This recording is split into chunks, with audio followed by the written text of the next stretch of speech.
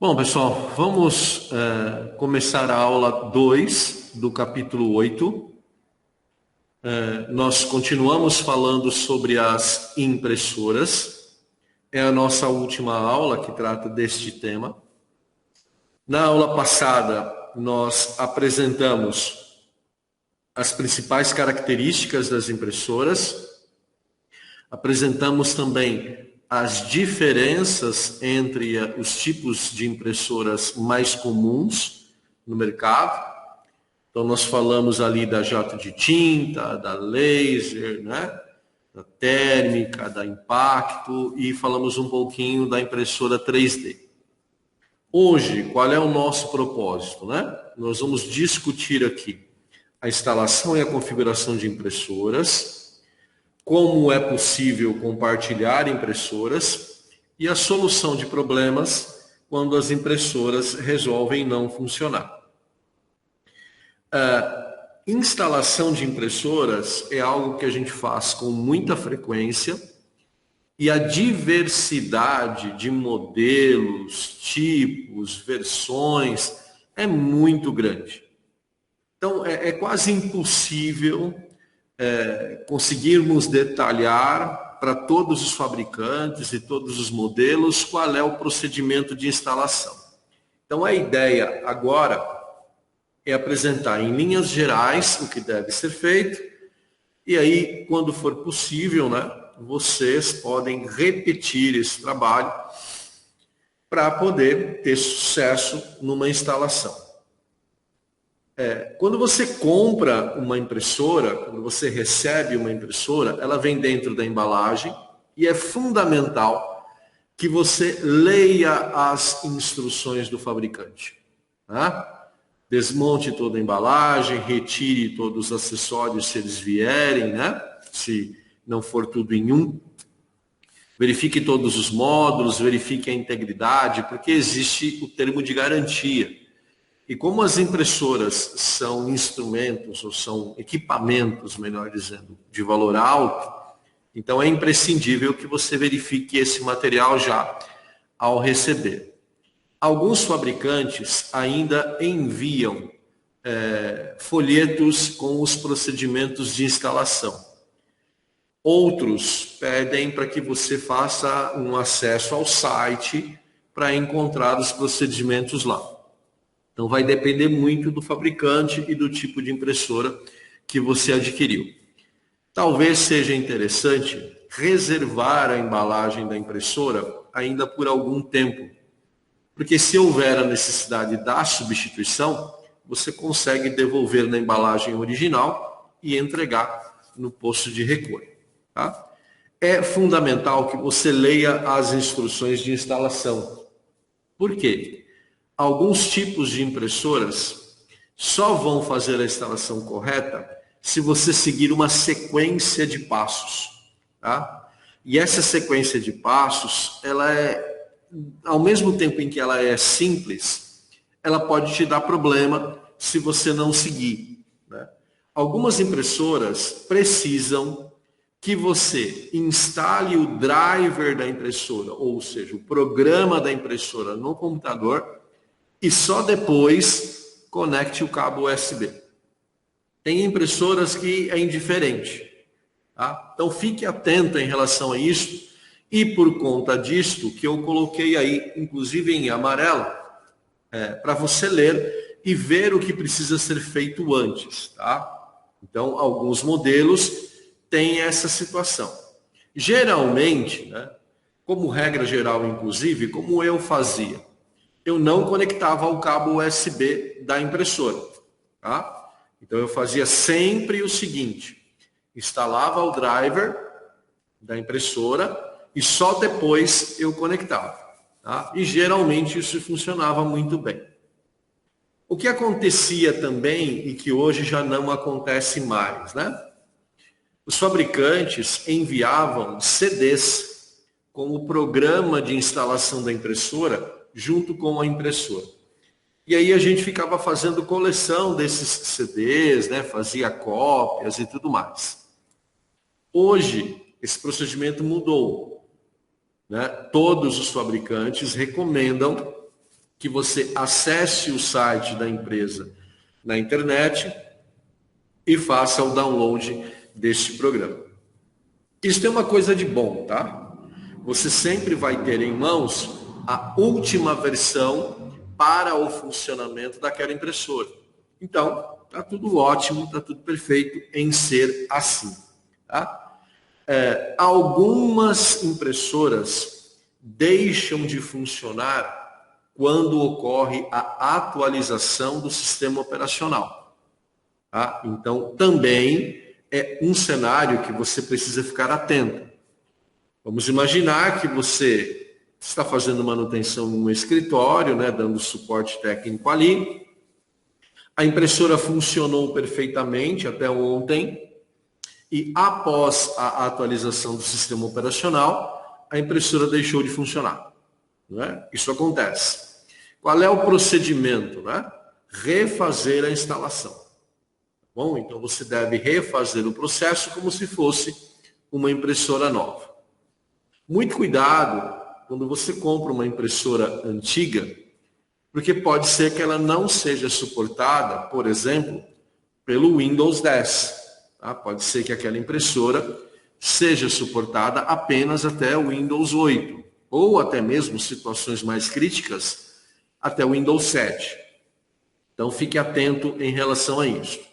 Verifique também a voltagem. Né? A maioria das impressoras hoje são bivolts, funcionam tanto em 110 quanto em 220.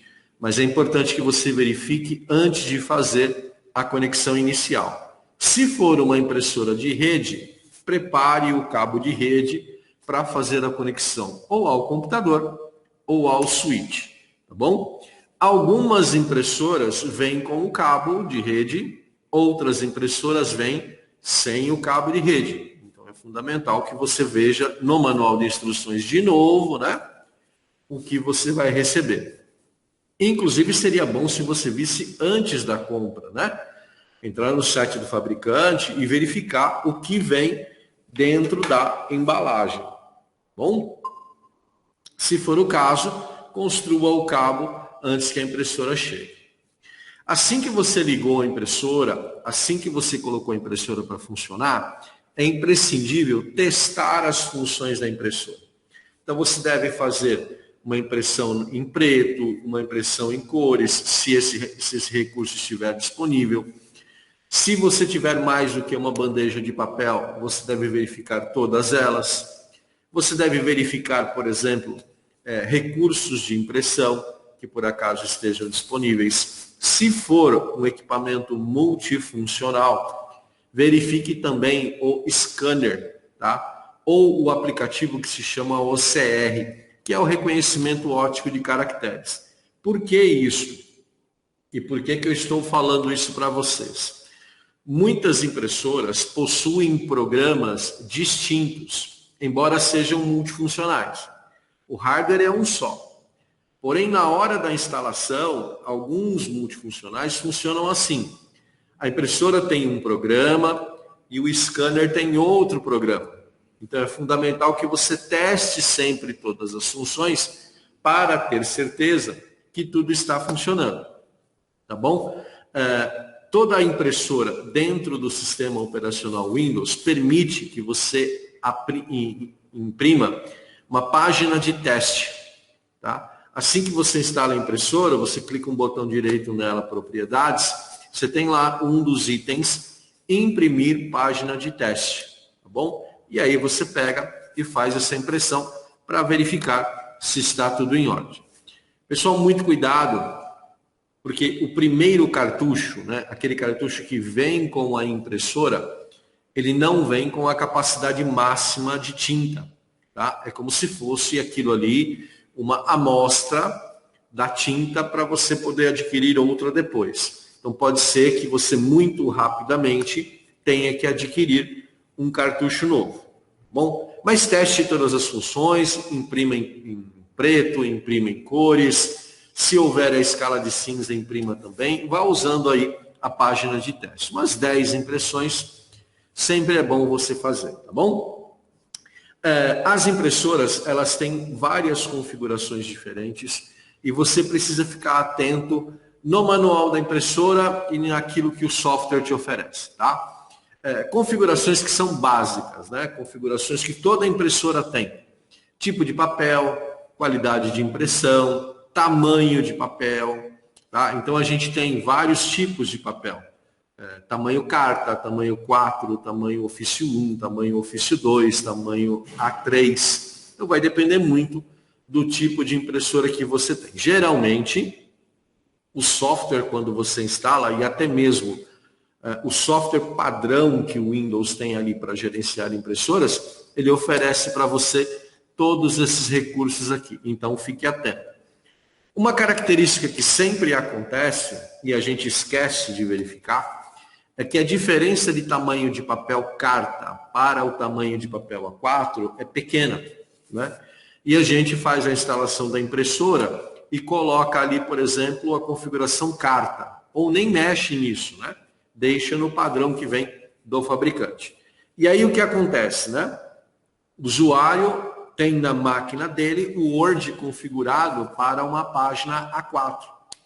E aí ele manda imprimir. E aí vai sair uma impressão cortada. Então é sempre importante fazer essa verificação para evitar problemas futuros, né? Então você pergunta, pessoal, qual é o tamanho de papel padrão que vocês usam aqui? Ah, nós usamos A4. Aí você vai lá, já pré-configura e testa ali direitinho. Se a impressora fizer frente e verso automaticamente, verifique também se essa função está disponível. Outras opções que os softwares trazem, né, é a seleção da bandeja de papel, seleção do caminho de saída, o tamanho dessa mídia, né, o peso do papel. Tem impressora que permite que você trabalhe até com papel cartão, que é aquele papel de 95 gramas por metro quadrado. Tá? Aquele papel bem durinho. Tá bom? Tem papel fotográfico, então tudo isso deve ser verificado. O padrão das impressoras é sempre, principalmente aquelas que têm cores, né? É sempre permitir a impressão em cores como default, como orientação padrão. Então, se não for o caso da sua instalação, já indique nas configurações da impressora que você prefere sempre impressões em preto, tá bom? Porque aí você vai economizar os cartuchos de tinta coloridos. Okay? Verifique tudo isso, reconheça o software, leia o manual, vá para a internet, converse com os usuários, né? Ou até mesmo você, quando adquire uma impressora, para não cometer erros. Né?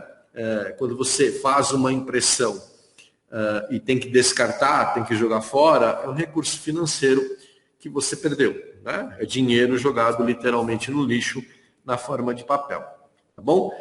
A impressora tem um software dela, mas também a gente tem o software do próprio Windows, né? De gerenciamento de impressoras.